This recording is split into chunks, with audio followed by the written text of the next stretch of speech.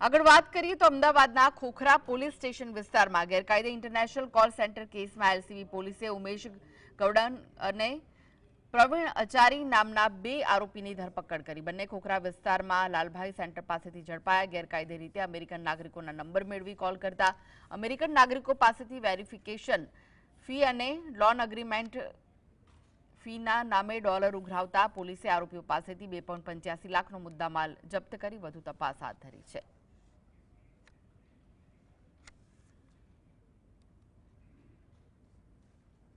तो एक एमનું નામ ઉમેશ ગવંડર જે ખોખરાનો રહેવાસી છે અને બીજાનું નામ પ્રવીણ આચારી જે પણ ખોખરા વિસ્તારનો રહેવાસી છે એ મળી આવેલા। એમને બનાવ વિશે પૂછપરછ કરતા જાણવા મળેલ કે એના મોબાઈલમાંથી ડેટા પણ મળેલ કે અને એ લોકો બોગસ ઇન્ટરનેશનલ કોલ સેન્ટરનું કામ કરી રહ્યા હતા।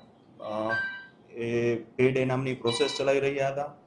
પેડ એમાં એ લોકો યુએસએના જે નાગરિકો હોય છે એમને લોન આપવાની એ બધી લાલચ આપી અને ફ્રોડ કરતા